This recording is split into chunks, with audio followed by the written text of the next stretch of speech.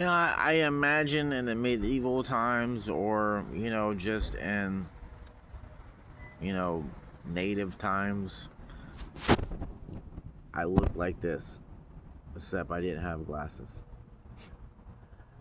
And this day and age where we got a cure for everything, you figure we have a cure for inconsiderate people, or not, self-centered people, and we do. We have a cure for this. It's the same, concept of like schools just teaching us math and English and not teaching us about, you know, women and men, you know, the difference in species.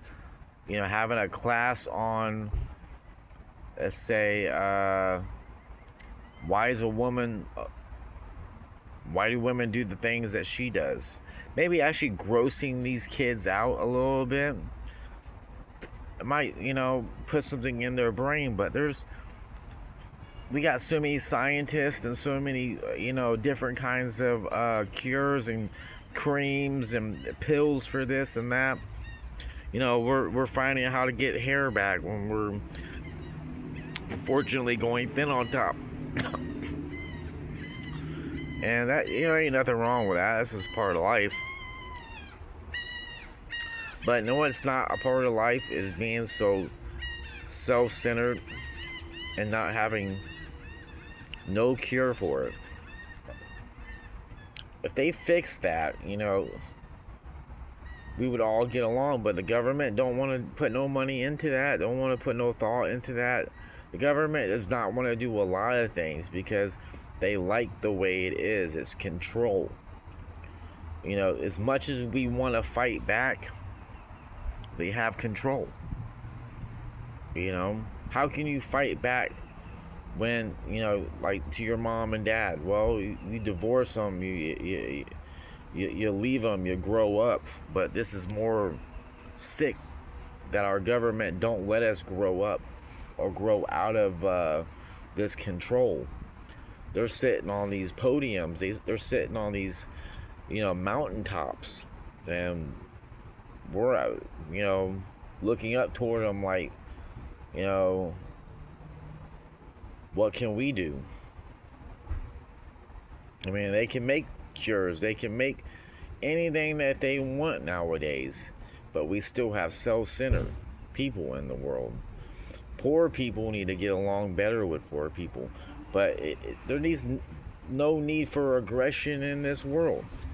I mean, they can teach these words a lot better to kids, and these next generation is not getting any better. We had a fallout around 1952 to 1974 where people started thinking about what they were doing. And people like Charles Manson that, for some reason got a couple girls that killed Sharon Tate.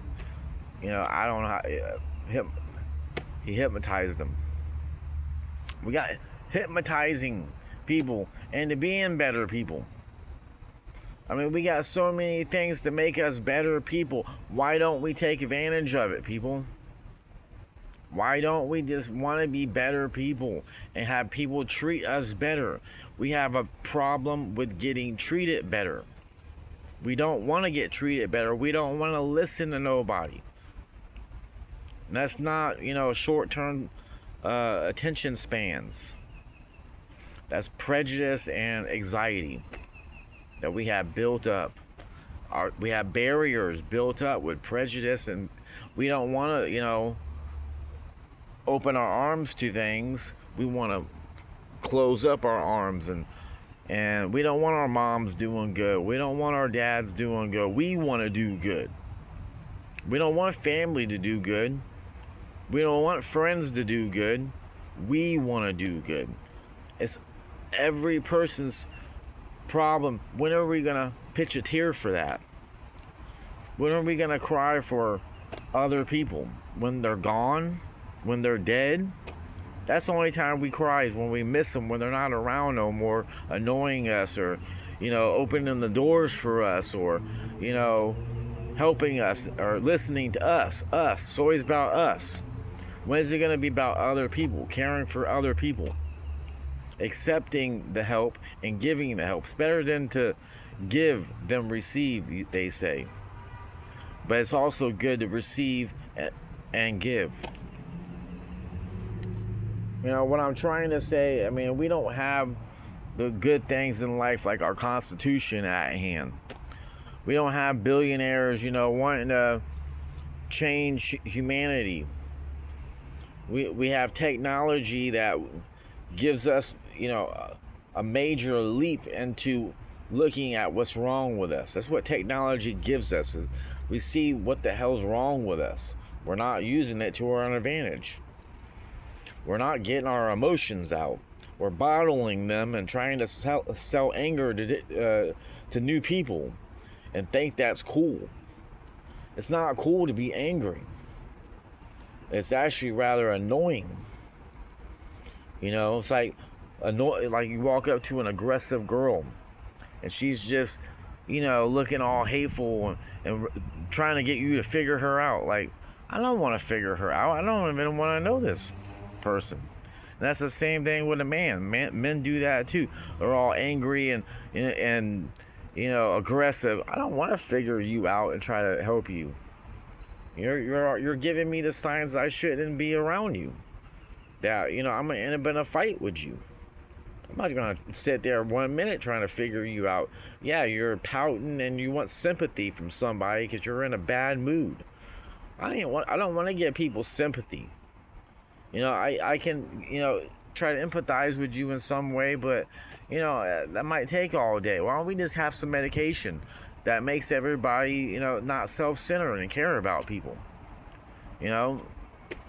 I think they were kind of thinking about that in the 60s and 70s, but they thought, nah, if we would have to take this too, we're the ones giving, but the people that are giving, these senators and ministers and politicians and billionaires, it's like they're not giving anything to nobody. They're allowing. And that's the difference. When nobody is gonna tell me what I'm allowed to and what I'm not allowed to. If I was like living back in 1603 or 1703, if this little cave was my cave, it'd be my damn cave. You got two things. You want this cave, you're gonna have to kill me for it, or I'm gonna have to equally share this cave with you. That's it. I'm gonna have to want to share it for you, feel sorry for you in some way, or be lonely and want the company. Majority of it, I might want the company, because staying alone in a cave might be lonely. And man, woman, whoever it is, I might want their company. So I might not kill them, but this cave would be my cave. And ain't no person gonna take it away from me. I'm gonna die for this cave. And that's what it is. No one, these senators, billionaires, they're allowing you to have this fake reality of democracy. Sorry, I'm feeling this little piece of hair or something on my face, and they're allowing you to have that. That's not privilege. That's not your right. Your right is you can have anything you fucking want to have in life. Anything. But it's not your right to be alone and only you feel your pain. That's not your right, because it's psychologically, no one wants to have to deal with their own pain all the time. They people do want to share. They want to communicate. They want to get along naturally. You might see a man and a woman duck, not really sharing the food. But that's how it is in the humans world. And you can look at just the duck world. If you ever find how a male dog and a woman dog is, you'll see the differences, how they are. Why ain't they teaching us about species in school? Does anybody really even care about the characteristics of species. You know, maybe if I tell you everything I know, then you wouldn't learn nothing. You gotta, the only way somebody's gonna learn if they cry. They gotta shed some pain for it. Nothing good comes from not doing any work. Nothing is gonna ever happen to you if you don't put no work into it. And that's saying nothing is free. You have to put the work into it to understand it. And I can read Darwin, I can read every book there is in the world, but if I don't go after there and try to and figure out what he was saying is true, I'm just taking his word for it. I don't want to take his word for it. I want to know what it feels like to have that experience with life. What it is to have a butterfly on your hand and let it fly out. What gentleness is, what aggression is. I want to have all those emotions and feel all those, feelings that a human should have in their lifetime. But if, say, you're only allowed to have so many emotions, but why is it always aggression that they give you? The government allows that stuff. They love to see your downfalls, not getting along with other humans. And there's kind of opening the door for people and letting them in. That's just being nice. But getting to know people, having more than one friend. And as a man, we are so bitter and bad at the point of, having friends when we're in relationships.